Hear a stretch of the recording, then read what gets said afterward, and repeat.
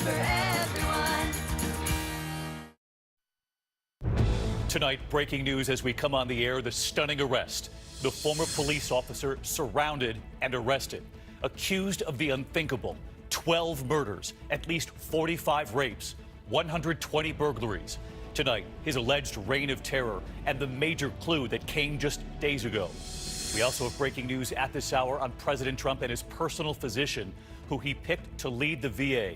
Tonight, Ronnie Jackson facing new allegations, including crashing a government vehicle while drunk, and he's accused of recklessly prescribing an opioid, Percocet.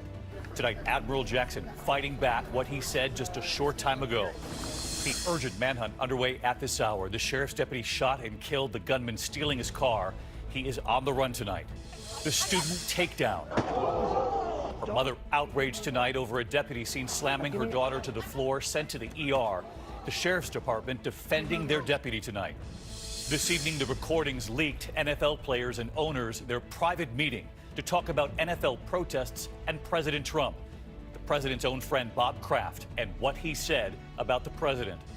And the dog attack on a New York City subway. The passenger, the dog, and the witnesses horrified.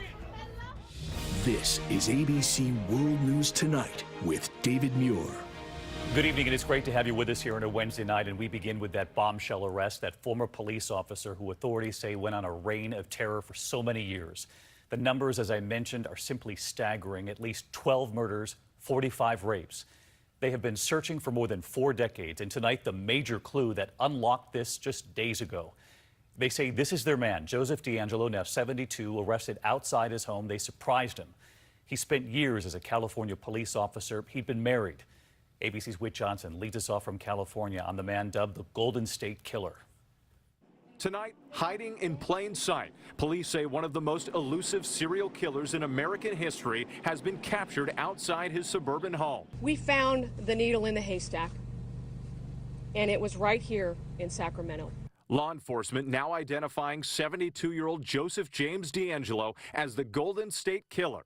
The once married former police officer now under arrest for a violent crime spree that terrorized California for more than 40 years. Possibly he was committing the crimes during the time he was employed as a peace officer, and obviously we'll be looking into whether it was actually on the job. Detectives working the case for decades, but DeAngelo not a suspect until days ago when they got a break. They say cutting-edge DNA testing allowed them to make a match. We were able to get some discarded DNA, and we were able to confirm what we thought we already knew, that we had our man.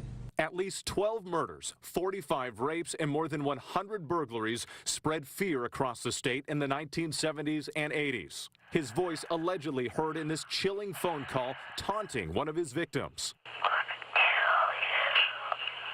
Those crimes meticulously planned. The suspect, wearing a ski mask, would break into homes, gag, blindfold, and tie up his female prey before carrying out his brutal attacks. Today, police could be seen searching DeAngelo's home in this quiet Sacramento neighborhood. His neighbors stunned. He was just an odd guy, kind of kept to himself, but had a temper. For the victims' families, overwhelming relief. It is time for all victims to grieve and to take measure one last time. 18-year-old Janelle Cruz, the last known victim, was murdered in 1986. Soon after, her sister Michelle fled California, fearing for her own safety. The feeling is undescribable. I'm so happy. I feel so blessed. We finally got the guy who brutally raped and murdered my sister. So let's get to Whit Johnson with us live from California tonight. And Whit, it's hard to wrap your head around these numbers. He's accused in at least a dozen murders, 45 rapes, as we mentioned there, but he's only been charged for a few of them. Where does the case go from here?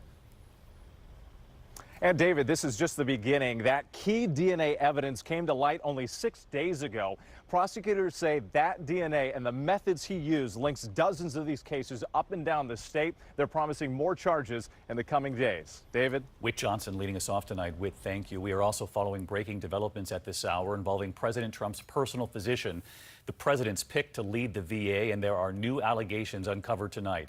Admiral Ronnie Jackson is now accused of crashing a government vehicle while drunk and recklessly prescribing an opioid, Percocet. Well, just a short time ago, Admiral Jackson was fighting back, what he's now saying, and ABC's Mary Bruce is on the Hill again tonight for us. Toxic, abusive, and volatile. Tonight, that's how some former and current colleagues are describing the president's pick to lead the VA. Accounts from more than 20 people provided to ABC News by the top Democrat on the Veterans Affairs Committee paint an explosive picture of Dr. Ronny Jackson. One describing him as, quote, the most unethical person I have ever worked with. Have you seen any concrete evidence? We've talked to a number of folks that have made these claims, and we need to find out if it's true or not. Jackson is accused of drinking on duty. On one occasion, when traveling with the president, he allegedly could not be reached when needed because he was passed out drunk in his hotel room. And at a party, he allegedly got drunk and wrecked a government vehicle. There are also accusations about Jackson's prescribing practices. He once allegedly gave a large supply of Percocet, a prescription opioid, to another staffer without documenting it, throwing his staff into a panic. When traveling on Air Force One, physicians and nurses describe him handing out Ambien to help people sleep and Provigil to help them wake up, earning him this nickname. The candy man. Because he doled out prescription drugs like candy on these trips where they flew through multiple time zones. We've talked to some who say that's standard operating procedure to make sleeping aids, for instance, available on long trips. Well, all I've got to say, if that's standard operating procedure, I have not witnessed it, nor have I participated in it. Late today, as these new details emerged, Jackson was spotted at the White House. Asked about prescribing that Percocet, he denied it. I have no idea where that's coming from. And wrecking a government car, he denies that too. It should be very easy to prove that. I've not wrecked a car. Before these new bombshell allegations came out, the White House spent the day defending Jackson. Dr. Jackson has had at least 4 independent background investigations conducted during his time at the White House. The investigations revealed no areas of concern. But she couldn't say if they vetted him again before nominating him to lead the VA. When was his most recent background check? I'd have to look at the specific date, but my understanding is that a new one took place at the time of the new administration. There were already serious questions about whether the president's personal physician can manage the government's second largest agency with a budget of nearly $200 billion. It was a suggestion. Now, I know there's an experience problem because lack of experience. Today, the White House insisted Jackson is the right person for the job. If he didn't think he had the experience, he wouldn't have nominated. He said that had been one of the questions that people had posed about him. So let's get to Mary Bruce. She's live up on the Hill for us. And Mary, the White House says Ronny Jackson was thoroughly vetted in the past. They claim more than most nominees, in fact, and that none of these issues were raised. David, we heard the White House press secretary today say Jackson received, quote, glowing evaluations and that no red flags were ever raised. The White House says these sweeping allegations simply never came up before he was nominated. And we've just learned that Jackson is on his way back up here to the Hill to meet with lawmakers again. Jackson still making his case. David. Mary Bruce live on the Hill. Mary, thank you. Also from Capitol Hill tonight, Attorney General Jeff Sessions questioned by a Senate committee. Asked about reports he indicated he would resign if President Trump fired his deputy, Rod Rosenstein. The Attorney General saying he is not able to speculate, but ABC's Pierre Thomas catching up with the Attorney General afterward, asking about any possible tension with the president. General Sessions, got a lot of support from the senators today. How's your relationship with the president? He says we're getting along. Pierre Thomas right there with the AG today. And as this was playing out, we also learned tonight President Trump's new personal attorney on the Russia investigation, Rudy Giuliani, has met now with the special counsel Robert Mueller. Sources confirmed to ABC News that Giuliani met with Mueller Tuesday to reopen negotiations about a possible interview with the president. Giuliani reportedly telling Mueller the president is resistant to the idea but hasn't ruled it out. Giuliani also pushed for clarity on when the investigation will end. Next to other news tonight, to the manhunt at this hour after a sheriff's deputy was shot and killed in Maine. Authorities are looking for this man, seen in the moments after he allegedly killed the deputy and then stole his car. He's on the run tonight. And here's ABC's Eva Pilgrim now. Tonight, an urgent nationwide manhunt for a suspected cop killer. There certainly is an ongoing public threat. He needs to be, he's considered armed and dangerous. Authorities in Norridgewock, Maine say that overnight 29-year-old John Williams allegedly shot and killed Corporal Sheriff Eugene Cole before stealing Cole's marked cruiser. Surveillance cameras capturing him robbing this nearby convenience store. Investigators say Williams then ditched the stolen cruiser and fled the scene. Last known direction was down Route 8, high rate of speed. towards Smithfield. We have lost an outstanding deputy today. He was one of the finest deputies that you would want to meet. Officers armed with long guns scouring the rural area for Williams, while heavily armored vehicles are also on the lookout. We'll be working tirelessly until Williams can be safely apprehended. Working into the night on this one, and Eva, that suspect was already facing firearms charges. That's right, David.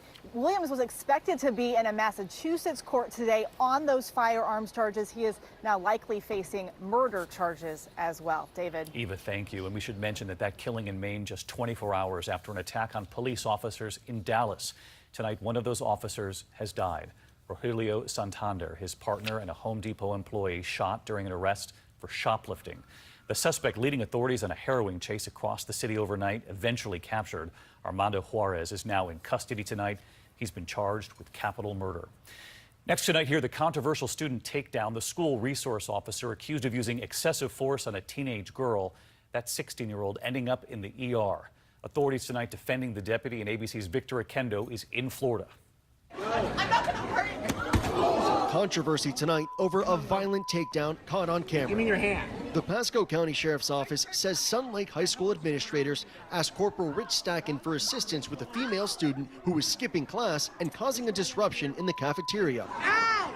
The cell phone video capturing only part of the incident. But today, the Sheriff's Office released body cam video. It reveals the entire interaction. What's going on? Corporal Stacken repeatedly asking the student to step outside. Well, come on outside and talk to me, and I won't have to lay a hand on you. You got it? Get these guys out of here.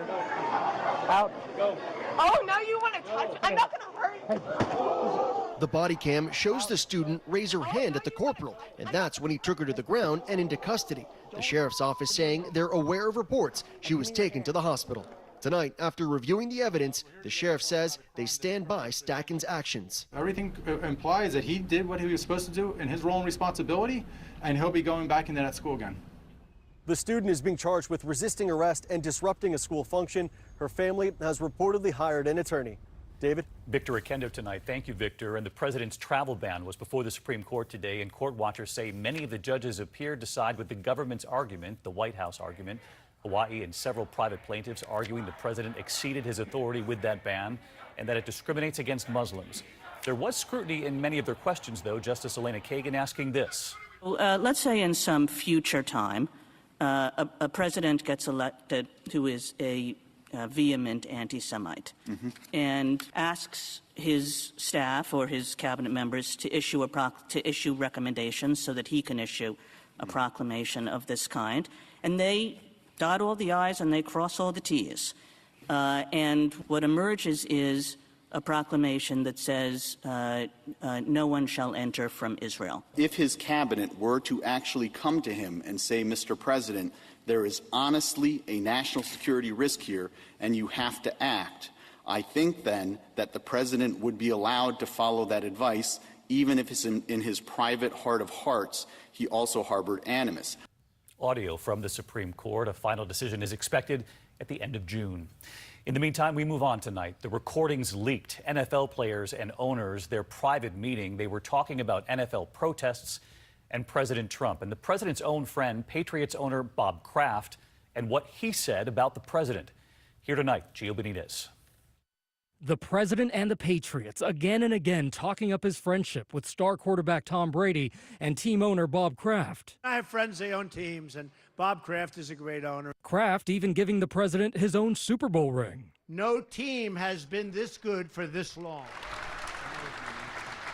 But today, new recordings obtained by the New York Times reveal Kraft's deep frustration when the president attacked players taking a knee during the national anthem. Wouldn't you love to see one of these NFL owners, when somebody disrespects our flag, to say, get that son of a off the field right now, out, he's fired.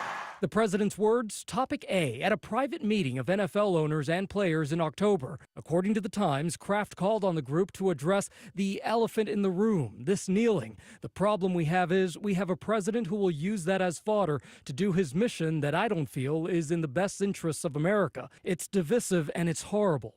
Publicly, the Patriots mounting a show of unity.